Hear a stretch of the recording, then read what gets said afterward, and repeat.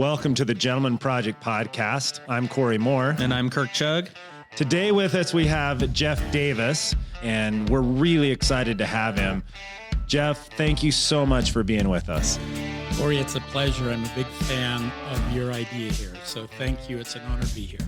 Thanks, Jeff. So tell us, Jeff, a little bit about you to let the audience know who you are, professionally, maybe a little bit about your family makeup. Very good. Up in Salt Lake City, joined Procter & Gamble out of the University of Utah, had this crazy 23-year, 5-country, 6 different business career at Procter & Gamble. Left in 1994 from San Francisco with 3 small children, 5-year-old, 3-year-old, 8-week-old, which I think about that and it's just kind of crazy. Left from San Francisco to Bratislava, Slovakia. Czechoslovakia had just split into 2 countries, and I opened up a division for Procter & Gamble in Slovakia. And then from there, it was Prague for a couple of years, Germany, Toronto, Canada, back to Cincinnati, Ohio, back to Germany. So this sounds a lot worse in some ways, but in our first 25 years of marriage, it was 11 moves. Wow. 7 of those international. And so my wife, Michelle, has just been an amazing trooper to go through all of that. And with that, the personal side, much more importantly for this discussion, 4 children, 2 boys, 2 girls, boy, girl. This will date me now, which in fact, as I thought about this coming in, so I have a 32-year-old son, 29-year-old daughter, 26-year-old son, 24-year-old daughter. My oldest son, for perspective, is 32 years old, lived in 6 different countries, speaks a couple languages. And I always said that my kids were either going to be, amazing or in therapy by the time they hit 30 for what we did as a family. My son's 32 and not in therapy yet, so I've got 1 of 4 that's qualified for okay. But in fact, if you guys think about where the puck is going or has been moving now rapidly for some time, my kids grew up in this very rapid changing global world that we live in. Yeah. And have friends from all over the globe because as an expat family, everyone was expat. Everyone was a, family working in a different country, going to school, going to church together. So it's been an amazing experience. And while they may not have said it growing up, today as they've grown older, they think it's pretty cool what we did. What do you think one of the main things that they learned by traveling as kids with their family was? So I would say, a couple of things. One, in each of the places we went, you had to find new friends. You had to find out where to go to school. You had to, and so one of the beliefs we have, our 4 children are very close. And one reason why is we were in several countries that they didn't speak the language. And for at least the first while, they had to be close friends because they were their only friends. They were forced to be friends. Exactly. So I would say that's one thing. And secondly, I would say, they are very understanding of difference and cultures and beliefs because they grew up being different and being with people that were different. And so it was a beautiful thing, frankly, as I think about it in retrospect, how they saw the beauty of diversity and the beauty of difference. And so I think that was probably the second important thing I would mention. Yeah, they'd have to be more mature, see the world differently than most kids, right? And be better at not only accepting, but getting to know other people and creating friends. I've met some of your kids. I don't know them very well at all, but it seems to me like within minutes you can kind of tell that. Yeah, I think so, Corey. Look, I'm a biased, proud father, and I'm a little bit further along than you guys, in your journey with your children. And it's an interesting part of being a father, the seasons of fatherhood. And so I'm at this stage now where I'm really now just coach. I'm no longer dictating or leading. I'm coach, I'm mentor. And I think it really is true. I think they're well-grounded. They understand things. And a lot of what we tried to do and are still trying to do is paying off. I think it really is important as a father. You don't see the benefits of what you do immediately. And in fact, my wife has a funny conversation. Michelle says, parenting, raising kids is the only thing that you don't reap what you sow. Because if you don't understand, it's a long ball game. It's a long season of life, and you can't assess where your children are or your judgment of you as a parent anytime. You just got to keep working at it. Just keep going, right?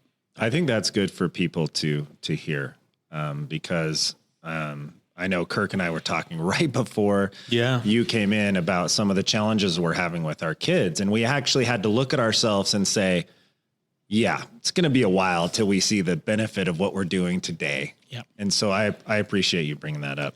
So you were talking before we leave the travel part and the multicultural part of your background. I'm imagining that you probably picked up some pretty cool traditions along the way. I've spent some time outside of the country, and some of those traditions I still use and have used now in my family 20 years later. And I had a friend come over to the house this week, and she said, "What are some of your Christmas traditions?" And I realized the things that we think are kind of normal, mundane, we do this every year, are not so mundane if it's a new idea. So I'm kind of curious from the perspective of being maybe wanting a couple new traditions for our family. Do you have any that come to mind that you've brought back from overseas or in your travels? Yeah, I think it's a great concept, traditions in general. And then, incorporating these traditions that then get carried on through your children. So again, my kids are a little bit further along now. And, the two things kind of come to mind that I want to share. One is, and many families probably do this, but we're at Christmas right now. So it's something that we have done around the globe, is celebrate and have our kids act out the nativity. Okay. Cool. Well, guess what? The 32-year-old, a little bit reluctantly, the 29-year-old, 26 and 24-year-old, it is a tradition we continue. The second thing, which is a little different, is when you do 11 moves over 23 years, technically it was the number, and 7 of those internationally, we built a tradition in that my kids, I hear now talking, which is always the best thing as a father, right? When suddenly it becomes their idea of how you think about it, that you don't have to physically move to grow, but when you physically move, you grow. And so the Davis family had to grow several times.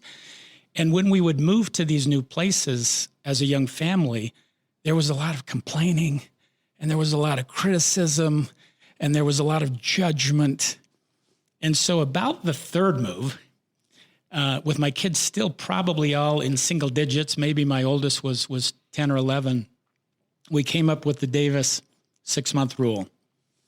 And the Davis 6-month rule was no complaining, no criticism, no judgment for 6 months after we arrive, because we found something magical that at about 6 months, 95% of all those things you were judging, criticizing, and really being upset about were gone. You had friends. We knew where the grocery stores were.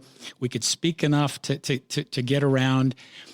And whatever you had to deal with at 6 months, then you dealt with that. That was reasonable to have that conversation and deal with it. Well, it's funny because we literally implemented this Davis 6-month rule, and it's become very universal. I mean, if you think about it today, you don't have to physically move. Just think about trying to have a bit more patience and a bit more hope and a bit more belief that you are going to get through these initial difficulties, result of a physical move. But the principle, I think, is universal. Have some hope and patience that you'll work through these issues as an individual and certainly within the family. Those things would be applicable to newlyweds. Yes. They would be applicable to new business partners. Yes. Lots of applications for that. I think you're absolutely That's correct. Very valuable advice, Jeff. Thank you. Yeah, and what's been fun now is we've shared it with a lot of international families that we got to know, because we were all struggling with the same thing. So we've heard the Davis 6-month rule coined a few times in other families, and so we're feeling good that it's helped beyond us. So I want to ask you a question that is related to being an entrepreneur, because I see that you're one of those very entrepreneurial people, and I'm imagining that your kids got a little bit of that in them also. Is being an entrepreneur, we've talked about international travel, is being an entrepreneur affected the way you father or affected the things that you teach your kids or their lives? So, Corey, that's a really good point, because I would have never characterized my brand, neither professionally nor as a father, as an entrepreneurial person. But I definitely am now, right? So I was with P&G, the big, machine, for 23 years. Again, I just knew nothing else but this big, amazing company, which, by the way, both professionally and personally, is a huge part of our story, right? You can't extract and your work. And so people that try to do that, it's a mistake. It's all part of the big picture, and you've got to figure out how you incorporate and build that in. My wife, Corey, whom you know, always, and my kids, they always say, we miss P&G Jeff, because entrepreneurial Jeff is a little bit more tight, and he's a bit more, higher strung, I guess. At P&G, we had these principles. It was PVP, purpose, value, and principles. This is a company that's been around 180 years. They have gone through many crises. They've figured their way out. Again, when you talk about believing in founders and people that know how to lead, know how to manage, know how to handle conflict, I learned all of that as a P&G within that framework. And these purposes, values, and principles, I think it really is what leads you, to have an anchor and make a difference. But in my last decade, Corey, I've been here now for 10 years. It's the longest we've been anywhere in our life. We're actually technically returning. We left 25 plus years ago and have come back. And I've now just been this entrepreneur guy in the venture capital community, a completely different career. By the way, for the listeners, again, you just have to be open. Procter & Gamble is the most disciplined. I learned so much about discipline and process and system professionally. And by the way, hopefully a little bit of that translated into the way that I was a father. My kids would maybe like to have a little less of that process discipline and measurements. But I think as part of that, this decade now that I've spent in a completely rebooted career. I was 48 years old and 23 years in at Procter & Gamble when we were in the last crisis. So I was running a global division of Procter & Gamble, $2 billion company out of Frankfurt, Germany. Every other Monday I was on a plane to some region in the world, had million mile status on Lufthansa and platinum on Delta. All of which, matters so little to me today. But, I had this big company life. And the crisis, P&G, like most companies, was trying to shed overhead. And so I was 48 years old, 23 years in, and I was qualifying for early retirement. So they were lowering the retirement age to try and get some executives out.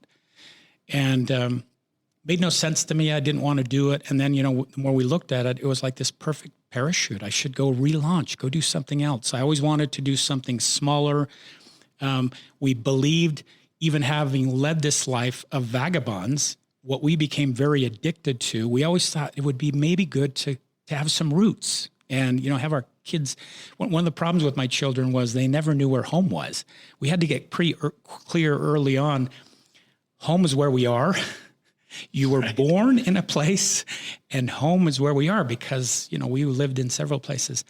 And so coming back and doing that, I rebooted at 48 and had arguably the highest growth I've experienced in my career and my family life in the last 5 to 10 years. So you just have to keep pedaling. You know, I have a very close friend that was big into cycling, and he just, you know, he talks about how those last parts of the journey, you just keep pedaling. Well, I love the metaphor. Just keep pedaling. Just keep trying. And so long circuitous route about how that's affected my kids. Yeah, I think it has, Corey. Yeah. They are resilient. You know, gave a talk recently about resilience, and what a brilliant concept. Learned a lot about it, some of which I do well, some of which I'd like to do better. My kids are pretty resilient based on this experience they've had. And today you need to be resilient, right? The world beats you down. There's a lot of complexity. And so your rate of learning on things that matter and your resilience is really critical. Yeah, I would imagine that's come up. That came up in the Jason Hewlett episode. That came up in several others. And Ryan Moss brought that up. So resiliency, I think that's something that we all need, regardless of what industry that we're in. I've been thinking as you were talking there, Jeff, I talk to people all the time about their personal brand, and everyone has one, whether they know it or not. The lack of a brand may be your brand, but you still have one. And I got thinking, what's my fatherhood brand? Like, what kind of a father am I viewed as from the standpoint of my kids? Am I somebody that is like authoritative? Am I a disciplinarian? Do I love too much? Do I make too many rules? Do I hark too much? Or am I those positive things that you hope? And I think I had kind of a realization that I had never had before in all of the thoughts I've ever had about the Gentleman Project. What we're trying to do is create a brand for each of us to have a positive brand to our kids. Who cares what everybody else thinks? I could care less what Corey thinks about me as a dad, but I kind of do care what my kids think. Oh, yeah. And what they grow up with, this idea of my dad was a great dad because he taught me these things. So talk to us about, like, if you've never had a thought like about this before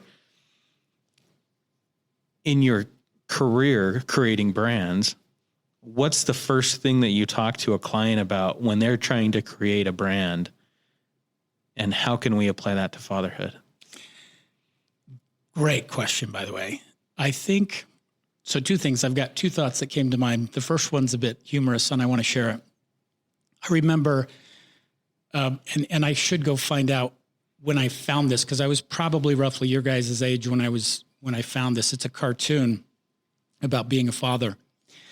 And the cartoon is, being a father is like hitting a home run in the World Series and then having to clean up the stadium afterwards.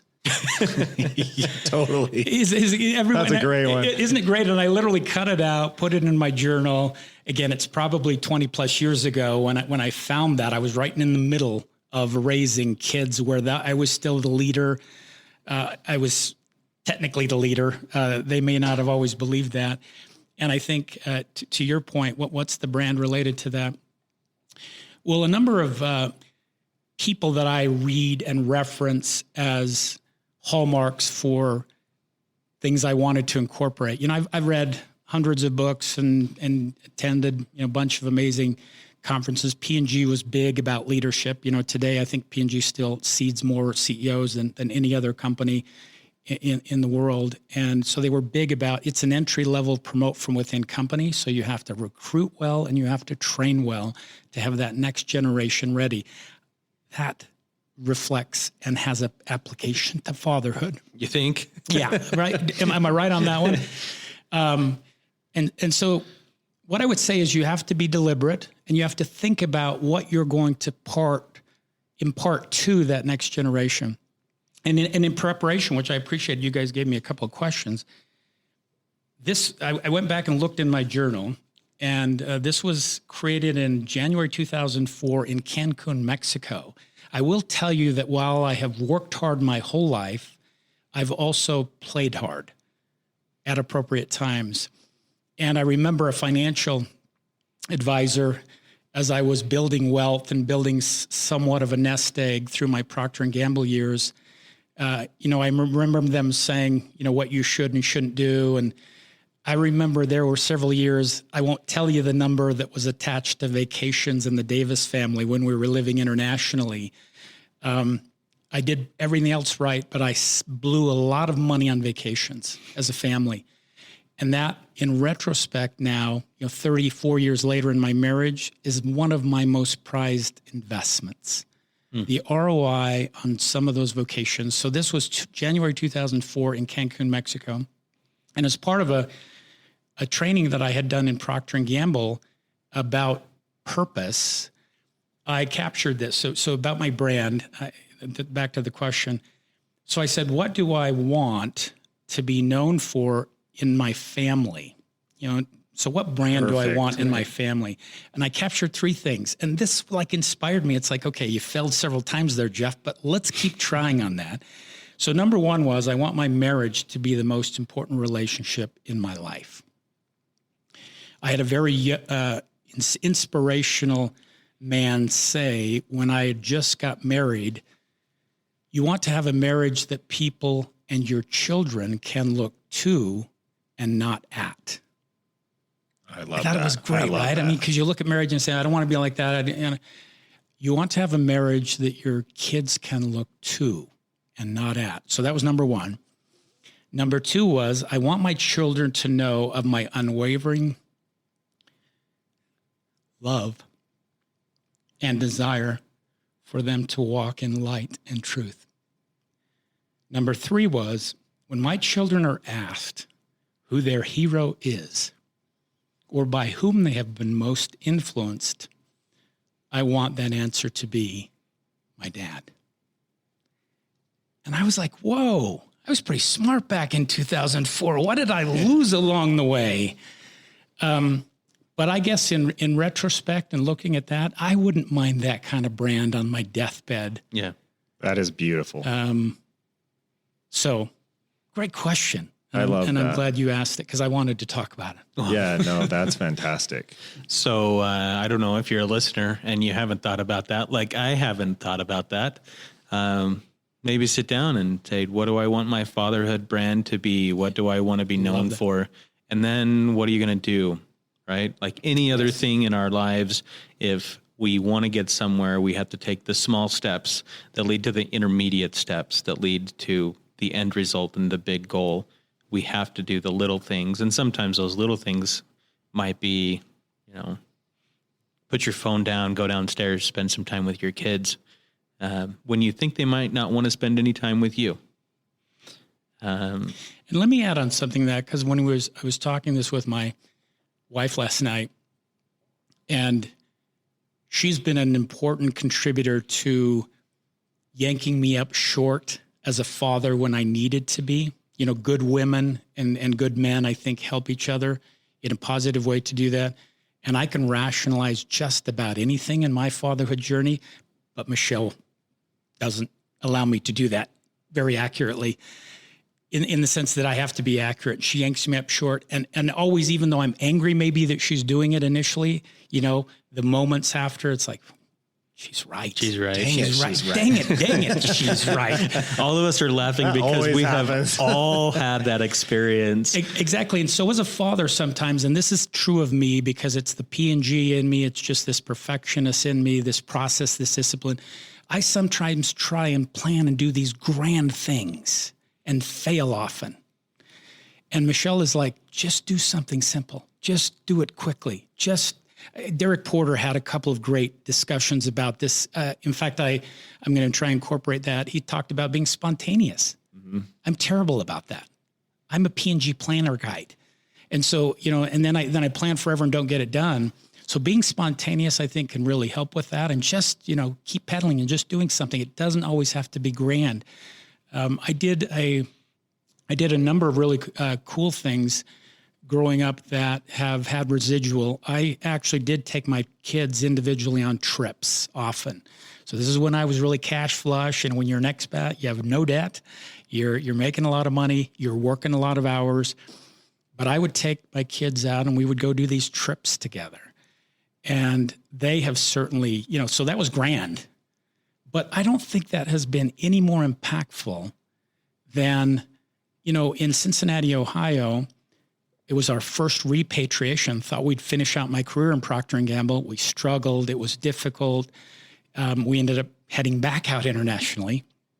I remember walking my son to the bus stop, Cole Davis, my third. I remember walking him to the bus stop every morning, and we had this ritual where I had read something that if you breathe in deeply 5 times, the oxygen helps you that throughout the day to have clearer thoughts, et cetera. So I'm trying to think how old he was at the time. He's probably like in 6th grade, 5th grade, 6th grade. And we would walk to the bus stop and we would take 5 breaths together. And today now when we walk and hang out together, he just, Dad, let's do our 5 breaths, right? I mean, he remembers that experience.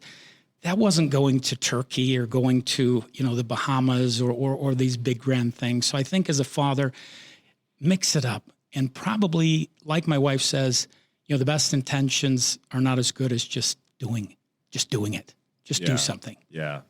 Let me ask you this question. I think all of us have things that we're taught when we're children from our parents, right? That we hold on to, and we definitely want to teach our kids those things. And then we have other things that come to us because of a book we read or a friend said something or you learn at work. So talk to us about some of the things that you learned growing up that you're thankful for. And some things that you've added, some principles that you say, man, I just want to make sure I instill this principle in my kids. Yeah, I love it. I think you can learn about fatherhood both from positive examples and from negative examples, right? Totally. Correct. I have the great blessing, gentlemen, that I had 2 amazing fathers in my life, my father and my father-in-law. When I think about fatherhood, and I really distill it down to, in branding, we talk about POPs and PODs, points of parity. You're kind of the same as everyone else. And point of parity, by the way, is not a negative thing. Just means that if you really want to be an outstanding brand and command the highest price, you are a point of difference, POD. PODs, POPs, big P&G branding thing. And so, I happen to have, 2 fathers who were a point of difference in several things. And so I had really good examples. I'll talk about my father just quickly. On what I learned positively, and by the way, what I learned something from my dad negatively that I either needed to adjust or I was going to perpetuate another generation of someone who had something that, and today he's it's not what he's proud of, right, in terms of that. But my parents taught me 2 things importantly. When I think about, fatherhood, it's about teaching and leading. Fathers teach and they lead. And by the way, they lead mostly by example. And so my dad taught me how to work. My mom and dad are 83 years old, and they can work circles around, pick a generation, they'll work a circle around them. They tire me. I'm like, man, I can't retire because you guys, that's not my idea of retirement. You guys just make me exhausted, and they just do everything. They taught me to work, and they also taught me to love and serve underdogs. They have done it their whole life. They've just been out serving and helping people. And my children, their grandchildren, know that about them and about their brand and how important that is to work. Grandpa's always talking about this generation doesn't know how to work. And by the way, it's true in most cases. And then, they just see them out. Where were you guys? Oh, we were out, my dad talks like as if, he says old people and they're younger than he is, right? And this old woman had some trouble, so I went down and helped her. Let me share this, though. It's important. My dad, whom I have a great love for and is just the most amazing man in my life for sure, he had trouble with the temper. He was quick to anger and lost it as we were growing up. And it caused and fractured us at times as a family. And the great part about it is I think spiritually and emotionally and with age, age tempers us and knocks off the edges and he's gotten control of that. I vowed when I became conscious enough to understand it that I was not going to do that, and I completely inherited it. And I struggled. And so I made this conscious effort as a dad that I was not going to do that. I was going to be measured and not, impulsively angered. And I can't say I've succeeded, but I put a bunch of things in place 25 plus years ago that in general, I hopefully have broken that cycle. Can I ask what you did? Because my kids know, and they're going to listen to this someday. And I've even spoken about this a couple of times. Like I look at I look at myself and I ask myself what my greatest weakness as a father, and it's my temper. Now, hopefully, there's varying levels of tempers and tempers run in my family too. So how did you do that? Corey, it's a great point. And honestly, it's really important because I today still have that inkling to go to the mat, just like my dad did with me and did with my other siblings, and just have this dysfunctional spiral down. But I would say two things, and this is the first one's more important. Once you know you have something you don't have control on, you are not a master of, and you master it even once, and then twice, and then 3 times, the power is greater, and you realize the power of mastery in our behaviors, and particularly as a father. And so what happened initially, Corey, was, the 10 times the inklings came, 9 out of 10 times I blew, right? And what happens when you blow is you feel good for a second, and then you feel incredible remorse for a week, right? That's what happened to my dad. We saw the cycle all the time. Then he'd come back and try and rebuild, and, you were suspicious and you knew it was going to happen again. But in this case, it began like that. Corey, 1 out of 10, I was like, wow, that was more powerful than the blow, that I actually could walk away, that I could diffuse, that I could come back and build instead of tear down, then come back and build, right? Yeah. And then it became 3 out of 10. And then it became 4 out of 10. And by the way, it ain't 10 out of 10 still. But I generally now have some principles in place and a couple of tactical things. I mean, again, when I feel it, and everyone that's got a temper knows what I'm talking about. Corey's laughing or smiling over here. He knows what I'm talking about. Anyone that has a short fuse knows what I'm talking about. And when that hits, I just consciously remember the power of mastery instead of the short-term relief of the blow, of letting it all go out. And then I check myself. And I walk away. I just walk away, come back, and then the next time. And then, by the way, it really is powerful that when you walk away and don't let the trigger light, it looks different. Sometimes I don't even deal with it again, or I come back and deal with it in a more positive way. Yeah, no doubt that it, when you can do, and I'm kind of that way. I'm working on it, right? Yeah. I'm definitely better than I was 5 years ago and 5 years before that, which is great. And I think my kids see that. And I try to give them a ton of love right after. It doesn't usually even take me a day, or it takes me 5 minutes. And I walk in, I say, Dad shouldn't have lost his temper. What I was telling you is true, but I want you to know that I love you more than anything in this world. And I made a mistake blowing my temper, but the principle I'm trying to teach is still there, kind of a thing, right? Yes. And I think, this will sound self-serving, but I just did cathartically share that I am on a journey still. I'm 59 and I'm still on the journey, but I'm not going to pass it on, I don't think, to the next generation. I think I've broken that cycle. But I would say that there's nothing wrong with being passionate in your teaching, right? Sure. Look, I mean, my kids know when I get passionate, not angry, but passionate, that's okay. And I think that's okay even in business. Look, there's an appropriate time. The part that is most critical in business and as a father is that it's a controlled mastery and not a triggered reaction, right? I get upset in some negotiations at work, but they're controlled. I mean, it's a controlled inflection of voice. It's a controlled inflection of passion and intensity. That's different than lighting a fuse and blowing. And you know what I'm talking about, Corey. Yeah, I can do it at work, and I can do it with my wife. I never blow my temper with my wife. And very limited times at work. But anyway, well, you were talking about some of these hard work things and service things that your dad taught you. And then you mentioned your stepdad also. Go back to maybe some of the things that you learned from your stepdad, because I think that's a cool thing to talk to. It is. And he has a brand, going back to our discussion about brand, he has a brand that he really understands unconditional love. And I'll give you 2 specific examples. I mean, I could give you 4 because unfortunately there were more divorces than otherwise.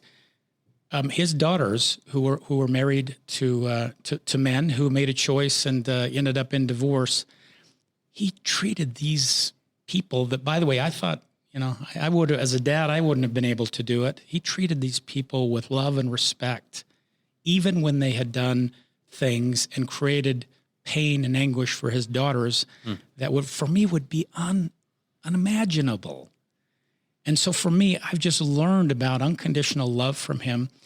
And he's also one of these people that has been a lifelong learner and is not, look, we know there are many good things you can learn in many good books and from many good people. And he was out there sometimes. He was really out there sometimes. But I loved his thirst for learning and his growth and how his kids just knew. We knew that life was to learn and to keep growing and keep developing. So, those would be 2 things that I would say about him. Then I had one other thought, Corey, that related to that, because you guys talked about what I learned from my parents. And then what was maybe one other thing that I tried to incorporate that helped and has been part of our journey. Again, from books and things I've read, I can't retain and recall most of it, but there are 4 or 5 books that have impacted us. And Stephen R. Covey's book, 7 Habits for Highly Effective People, which, by the way, Covey was a consultant with Procter & Gamble and worked with the general management group there. So I saw him speak as a general manager at P&G. He was very heavily involved when the book was really popular and impactful. I mean, it still is today. Totally. But he wrote a follow-up book that some people have not read and should if you're a father, which is he wrote the 7 Habits of Highly Effective Families. And I actually haven't read that one. Oh my gosh. I love 7 Habits. So I'm putting it on the list right now. Listen, I'm telling you, you got to do that because again, in prep for this, he in this book talks about family mission statements. And Michelle and I read the book. I went back and looked at how old I was. I was about 35 years old when we read the book. And we said, we want to do this. We want to do something that is more overt and public within our family and something that could carry on as a tradition as we talked about traditions. And so, I've got here, the podcast won't be able to see it, but I've got our little family mission statement bordered by some pictures. Now, let me tell you how this thing evolved. So this, and I wrote a story, by the way, about how we created it because it was so important. How did we do this? Which I looked back and read it, right? So this was done so the final version, revised September of 2001. And the theme or mantra of our family mission statement after having read the book was, I lift thee and ye lift me and we ascend together. Oh, that's cool. And that had direct reflection on my wife. When we married, we took our pictures for the announcement, for the wedding announcement at a beach down in Newport, California. And as part of it, and on our wedding invitation, we had that saying. So we really kind of liked that. Huh. And the mantra around it then for the Davis family has been lift. We're lifters. And there's a poem that goes with it about lifters and leaners. And I won't quote it for you. We paid our kids, bribed them to memorize both the family mission statement and the lifters and leaners poem. And it's funny because, I've talked to people, is it good to bribe kids? And I said, look, my kids are getting bribed to do a lot of bad things. I have no problem bribing them to do the good things, right? So I've paid my kids, I've given them outcomes for grades. I've given them outcomes for chores. I've given them outcomes for memorizing or reading books. Lately, I have adult children now. One of the cool things, Michelle came up with this, and we've been doing it the last 5 years. We've given them books that impacted our life when we were their age. It's a great idea. Christmas gifts. And then, by the way, it's just not that. Of course, the P&G needs a hook and a measurement. So then you can read it, but if you read it and do a 2-page paper on your insights and what you got out of it, then dad makes an investment in their Wealthfront account. I've set them up a little account that I invest into for them. I like that idea. For things that they do that I think can help them. So it's a positive bribe in that sense. But this mission statement actually evolved over a 3-year period. That's pretty important. Covey even talks about it, if you rush one and do it in a month or do it in a week and just, something you're going to have, it has less effect. So over a period of a number of family evenings that we had together, trips, in fact, on the paper, it talks about Germany, Switzerland, and Turkey, were the 3 places apparently that we had a lot of major input to the mission statement. And then the pictures around the border of this are pictures from that 3-year period of us lifting each other. So it's just, it's just this reminder. And then, by the way, there was a signature line. You don't have the signed version here I'm showing you in studio, but on our wall and in each of their rooms is this family mission statement signed by each one of us. It's very heartfelt. By the way, all of them memorized it. I think it was for $100. So I said, anyone, so they were all small kids. And I said, okay, here's the gig. If you memorize it, you get $100 by Christmas, I think it was. And a couple of them were doing it Christmas Eve. But all of them, I believe, got the $100 to have it memorized. And still today, if you were to just ping them, Corey on the street or whatever, they'd come up with 90% of the mission statement. You think I'm not? That's going to happen now. Yeah, you do it with Cole. He should have it memorized. But it's become, so now later in life, right? I mean, they're all, I'm trying to think 2001. So, my oldest was about 14, I guess. And so this has really become something for us that, we're always talking, hey, Michelle, you're leaning. We're lifters, remember, you're leaning right now.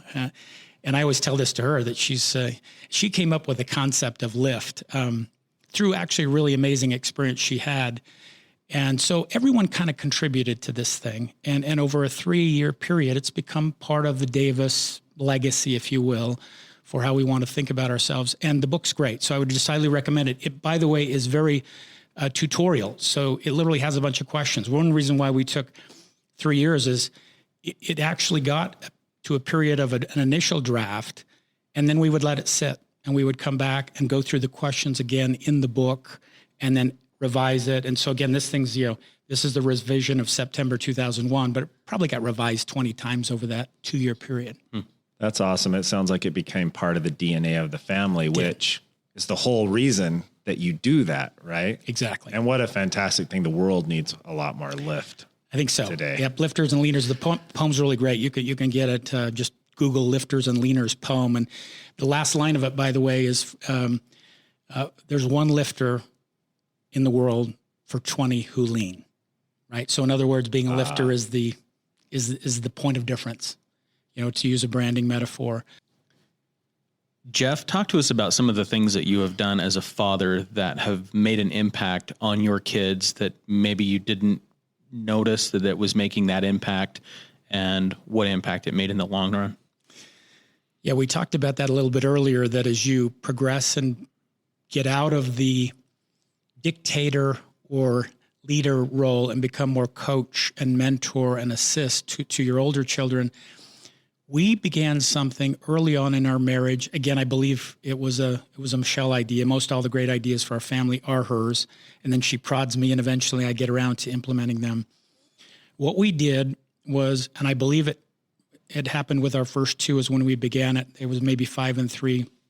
On their birthdays, we would both write them a personal letter that, by the way, they never knew we were writing. Okay? And we did this. We wrote a letter to them every year and put it in a book. So a letter from dad and a letter from mom on that year of life. So whatever we were experiencing, whatever we were trying to instill, it was meant to be specific and anecdotal so you could remember. And again, this was brilliant. By the way, I think we evolved on this part of it. But it was brilliant in retrospect now, which is, so we wrote a book of letters to our children and gave them to them on their 21st birthday. I just got chills all over. That's awesome. And Corey, cool. Think of it. Think if your dad gave you a book of letters for your first 21 years of life, and your mom. That's amazing. And so when I was talking to Michelle about this last night, she said, yeah, we gave them this beautiful book, each of them on their 21st birthday. We don't know if they read it or not, or, but, sure. but again, sometimes doing things, you're expecting some grand reward for it. Honestly, I'm pretty certain that book of letters to our children, unbeknownst to them, right? So again, we wrote them for 20 plus years and then just gave them this book. And going through, by the way, even last night, I pulled a couple up and started looking, and I thought, wow, that's brilliant, because you forget.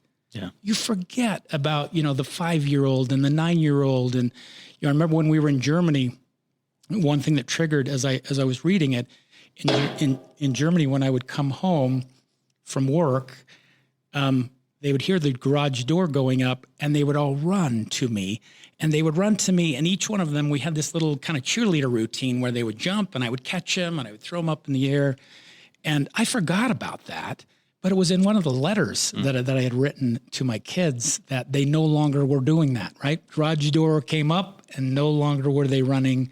Life had passed. That moment in my fatherhood had passed, and but I have that in that letter to them. So anyway, that's something I would commend. It's a couple decade project that has a powerful impact when you give that gift at 21 years old. I can't even imagine the conversations, and I can just see your kids reading that and weeping. I mean, and at that age, they're old enough to appreciate that. And right? the bond that creates they probably doubles down on the bond with your kids. Yes. Like they realize, oh man, my mom and dad really loved me, not just because they wrote the letters, but because of the content in those letters, right? That's really cool. And I'm sitting here thinking, man, I wish we would have done that as we started a family. But I'm also realizing my kids will probably also have kids. And if you missed your first opportunity or didn't start when they were 1, you might have grandkids you can use that idea with.